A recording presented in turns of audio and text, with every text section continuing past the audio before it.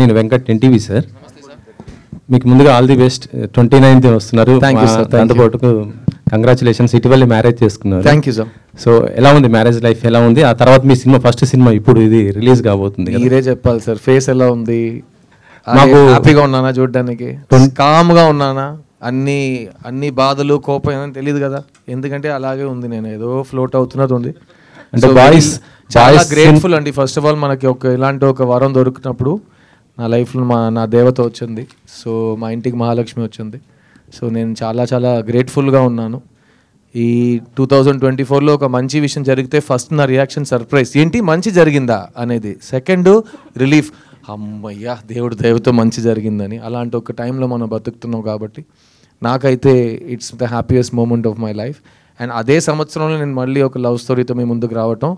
మనం ఎన్ని ప్లాన్స్ చేసినా ఇంకో ప్లాన్ ఒకటి జరుగుతుంది. సో అది నేను ఫస్ట్ నుంచి నేను నమ్ముతున్నాను. So something is being planned for me and I'm very happy. అంటే మీరు లాస్ట్ సినిమా మీరు ప్రొడ్యూస్ చేశారు, చిన్న సినిమా, ఒక బ్లాక్ బస్టర్, ఒక మంచి మెసేజ్ ఇచ్చిన సినిమా. ఆ తర్వాత మరొకటి భారతీ 2 కూడా, అది కూడా ఒక మెసేజ్ ఇచ్చిన సినిమానే. కానీ ఇప్పుడు మళ్ళీ మిస్ యూ అంటూ లవ్.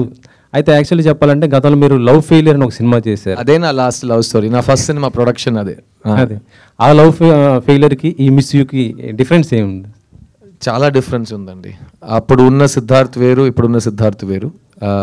అప్పుడు ఉన్న ఆ కథలో ఉన్న నేను ఎందుకు ఆ సినిమా చేశాను అనేది ఒక కాలేజ్ రొమాన్స్, చాలా కొత్తగా అనిపించింది.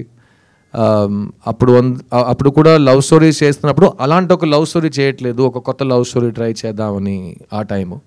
తర్వాత లవ్ స్టోరీస్ అస్సలు చేయనని ఒక 10 సంవత్సరాలు వెయిట్ చేసి ఇప్పుడు ఆల్మోస్ట్ 12 years తర్వాత మీ ముందుకు ఒక లవ్ స్టోరీ. ఇది టైటిల్లోనే మీకు ఇందులో ఇది లవ్ స్టోరీ, ఇది ఎవరు ఏం చెప్పినా ఇది లవ్ స్టోరీ. మిస్ యూ అని టైటిల్ పెట్టి మనం ఇంకేం జానర్ తీసుకోలేము.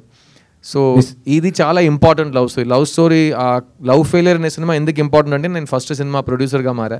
సో మంచి డబ్బులు వచ్చినాయి, తర్వాత ఇంకా 4 సినిమాలు తీసా. Producer life is going well.